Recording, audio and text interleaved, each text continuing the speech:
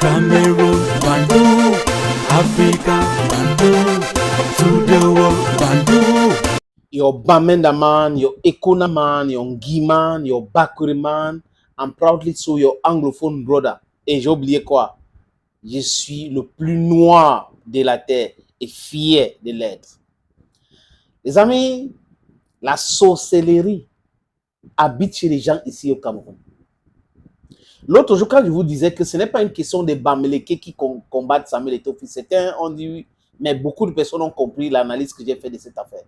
Ça n'a rien à voir avec les Bamileke qui combattent Eto'o. C'est faux. Ce n'est pas les Bamileke qui combattent Eto'o. Il y a rien comme ça. Je connais plein de Bamileke comme ça qui soutiennent Eto'o.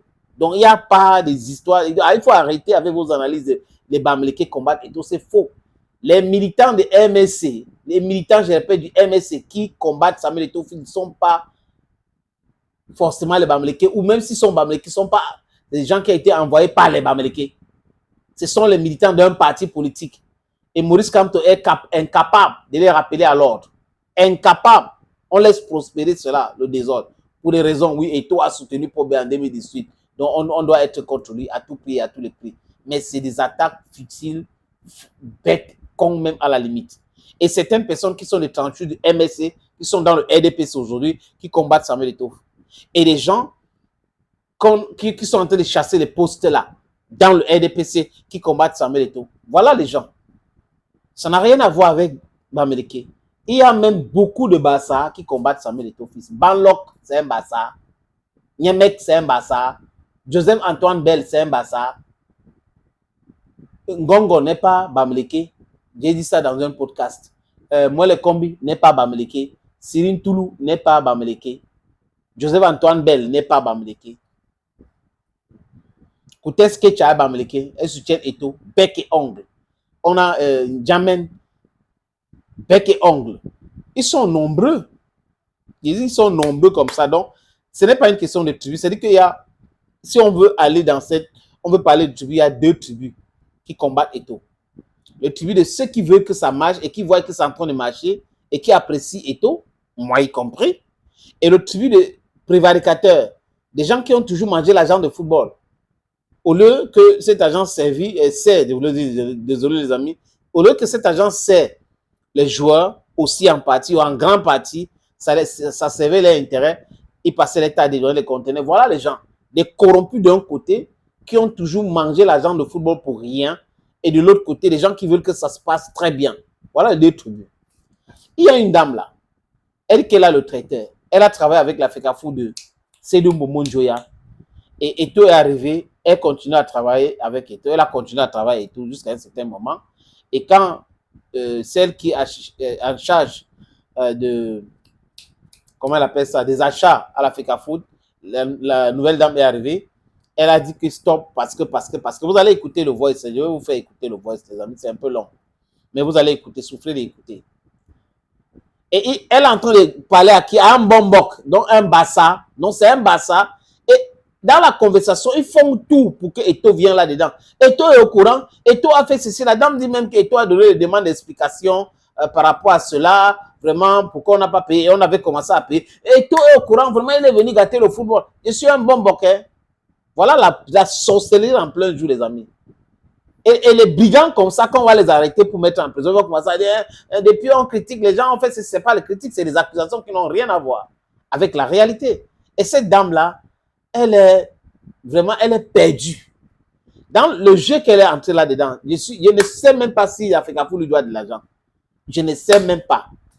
Et si la FECAFOO vous doit de l'argent, vous appelez quelqu'un pour saboter pour parler comme ça, il procède même très mal.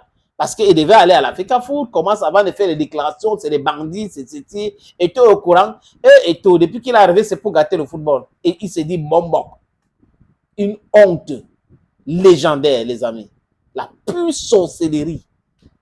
Je vous suggère de l'écouter. Allô?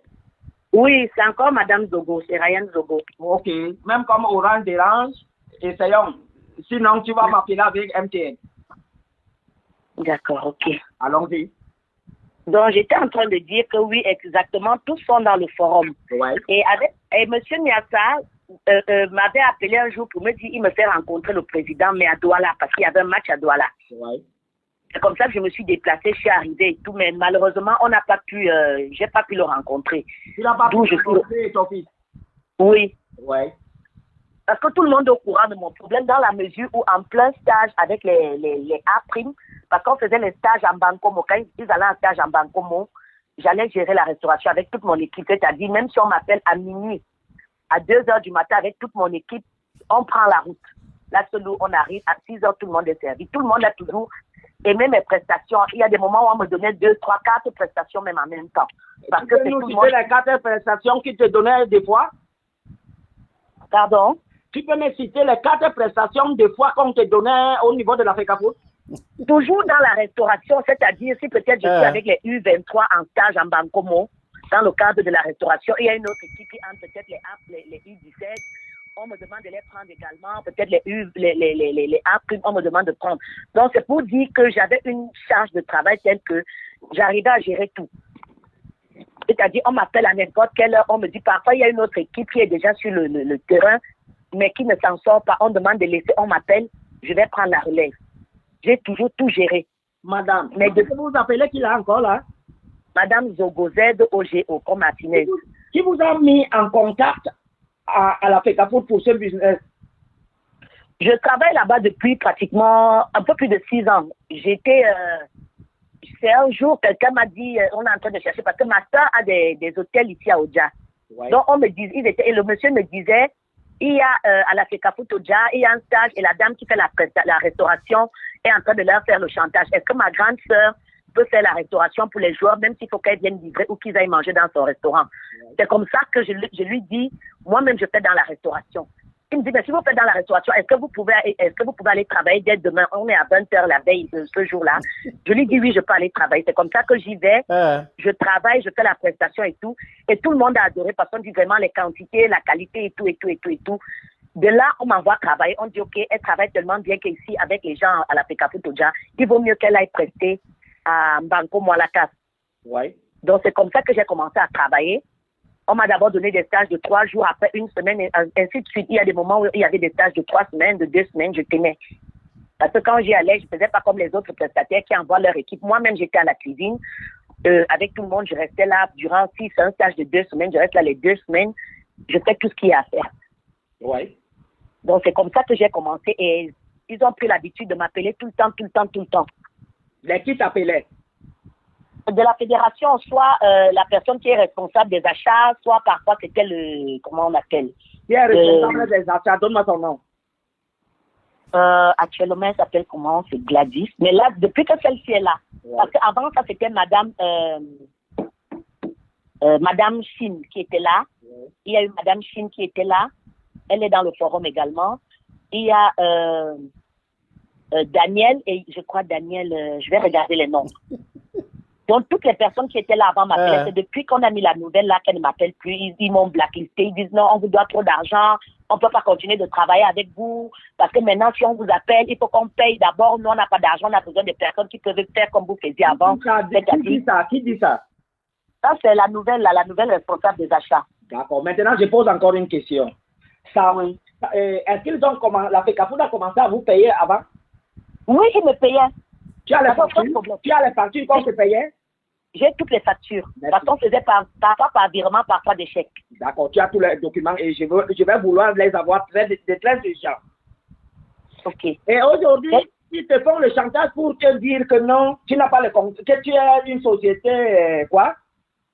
Ils disent que je n'ai plus les moyens de gérer parce que je n'ai plus rien, je n'ai plus d'argent. Quand ils me demandent de faire une prestation, je leur dis si ça peut se passer comme à un moment, on me donne l'avance de 50%, je gère.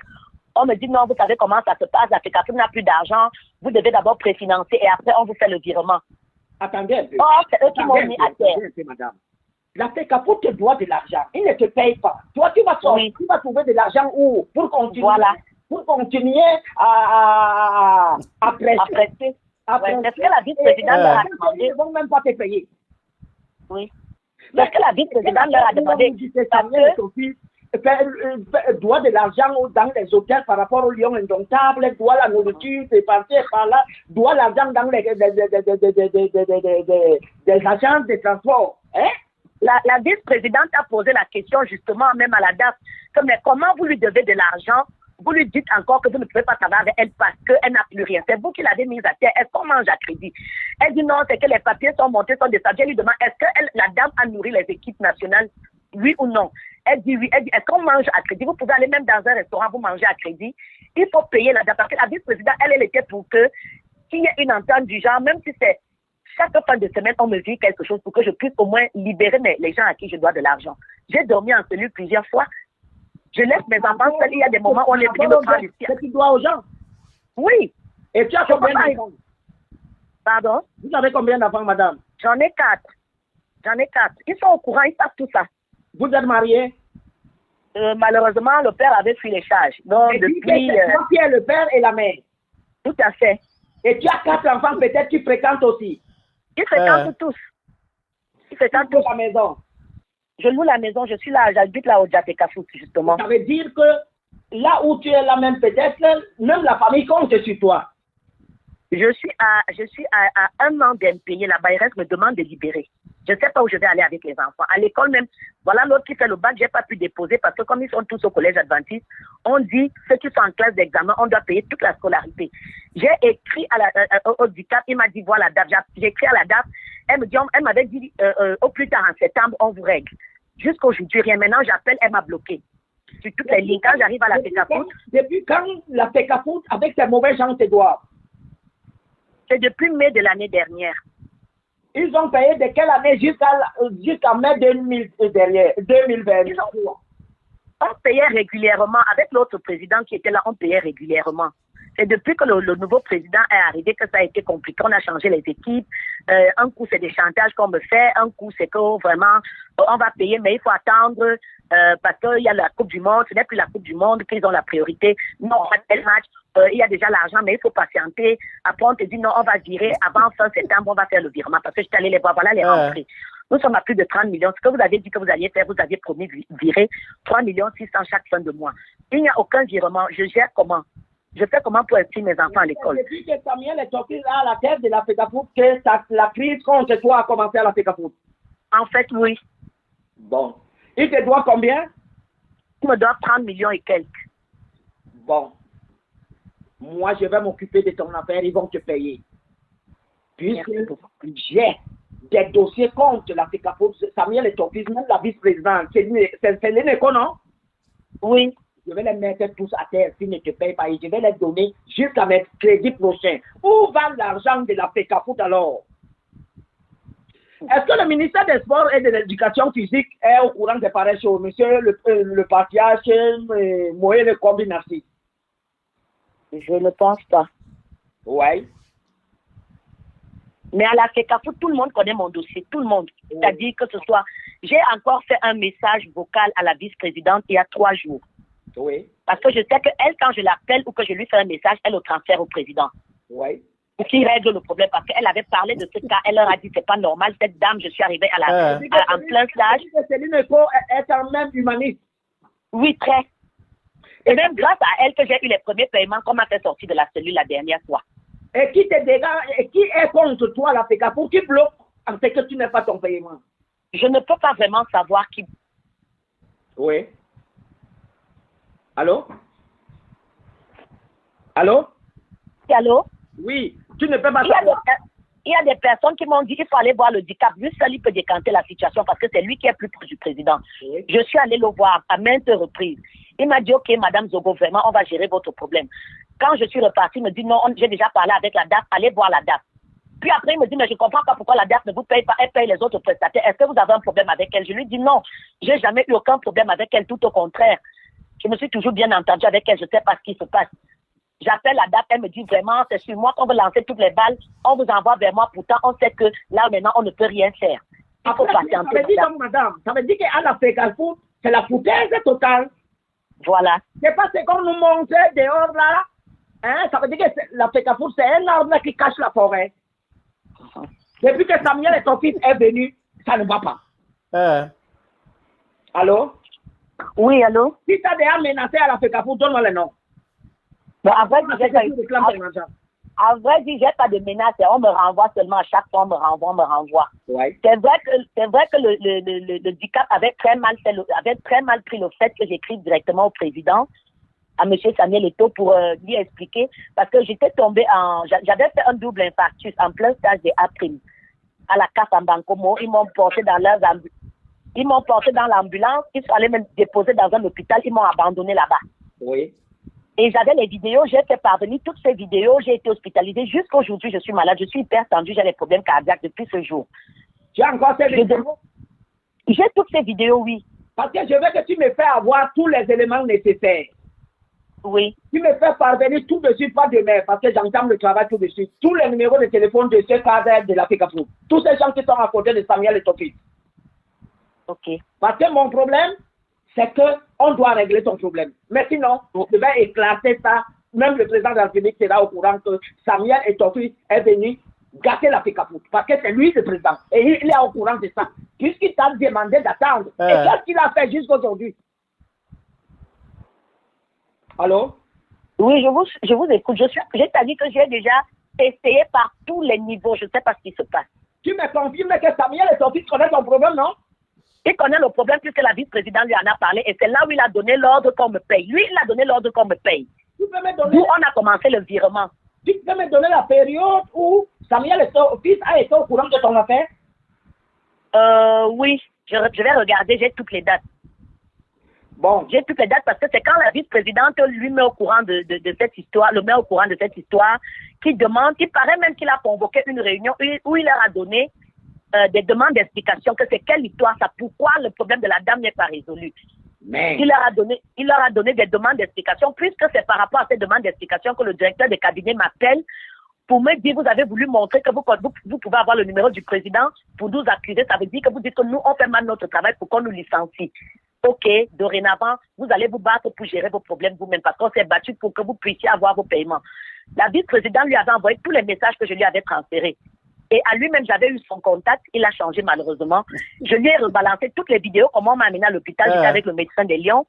On est arrivé à l'hôpital. Ils m'ont amené à l'hôpital où ils amènent souvent leurs malades là, quand ils ont des problèmes cardiaques. Ils sont allés me laisser là-bas. J'étais avec ma fille. Parce que je travaillais souvent avec ma fille. Donc, ils m'ont laissé là-bas. Ils sont partis. J'ai eu des factures. Après, je suis allée à la MAT. C'est le médecin de la MAT qui me suit, madame, je s'appelle comment? Qui me suit, ma cardiologue. On a dépensé plus d'1 million. J'ai jamais pu rembourser également cet argent parce qu'il fallait absolument qu'on me relève. Merci. Trop parler, c'est maladie. Tu es tombé entre les mains. Mais tu sais que bon, Mathieu Manuel peut libérer ta situation. Tu me crois à moi? Bien sûr, c'est pour ça que j'ai fait appel à vous. D'accord. Tu as mon numéro WhatsApp, le 674 96 12 84. Et si je commence à contacter, si quelqu'un te menace, n'hésite pas à me dire. D'accord, ok. Maintenant, envoie-moi tous les numéros de téléphone, tout ce que tu as comme élément. Tout de suite, moi, je dois travailler aujourd'hui. Tout de suite, et c'est ta journée aujourd'hui, pour moi. Merci beaucoup. Ok, je le fais. Je dois défendre des victimes d'injustice. C'est pas Samuel. Comment? Non, ça ne va pas, la FECAFOO, ça ne va pas. Quand vous finissez d'écouter ça, les amis, vous vous rendez pas compte que c'est la sorcellerie. C'est-à-dire que c'est la sorcellerie en plein jour comme ça. La manipulation. Ils sont prêts à tout. Hein. Des corrompus, des pilleurs. La mafia qui a toujours volé l'argent de football est prête à tout pour salir l'image et tout. Il donne les demandes d'explication que payer cette dame. Il est parti. Après, il ne paye pas, il ne paye pas vraiment. Eto'o, c'est Eto'o, oui, c'est Eto'o qui vous doit. Vous allez dire comment est-ce que vous êtes entré même là-bas. Comment est-ce que vous gagnez le marché, comment est-ce que vous facturez. Voilà que vous êtes en train de détruire votre propre business. J'ai fait ABC, j'ai fait ceci, mes enfants ne parlent pas à l'école. Donc, tu travailles. Ce qui est encore grave, les amis, c'est que elle travaille avec des gens. Elle a ses chefs, elle travaille, elle ne connaît pas leur nom. Mais elle est dans un groupe WhatsApp avec les mêmes gens. Mais elle ne connaît pas toujours leur nom. Et le seul nom qu'elle connaît, c'est Céline Eko et Samuel Eto'o. Céline Eko, Samuel Eto'o. Céline Eko, Samuel Eto'o. Les gens avec lesquels elle travaille, elle ne les connaît pas. Le nom de la dame là, c'est quoi? Attends, on est dans un groupe, je ne connais pas. C'est trop le cinéma. Soyez un peu sérieux. soyez un peu sérieux. On peut avoir un message fort, un message vraiment poignant et autres, mais la façon de sortir le message, la façon de canaliser les choses, ça biaise tout. Un charlatan qui dit qu'il est bonbon, je vais faire ceci, je vais faire cela. Vous comprenez pourquoi je vous dis que ce n'est pas les Bamileke qui combattent Eto'o, non. C'est des corrompus qui combattent Eto'o. Et de l'autre côté, des gens qui veulent que ça se passe bien comme ça se passe là et qui apprécient comment est-ce que la révolution a été déclenchée. C'est ça. C'est les deux qualités. Et dans c'est les deux groupes de personnes. Et dans un groupe, il y a beaucoup de voleurs, beaucoup de pilleurs. Et dans un autre groupe, il y a des gens qui n'ont rien à voir avec le football, qui voient comment ça est en train de s'améliorer et qui apprécient. Et c'est nous. Thank you, friends. Et ne l'oubliez jamais, je suis l'homme le plus noir de la terre. Bye bye.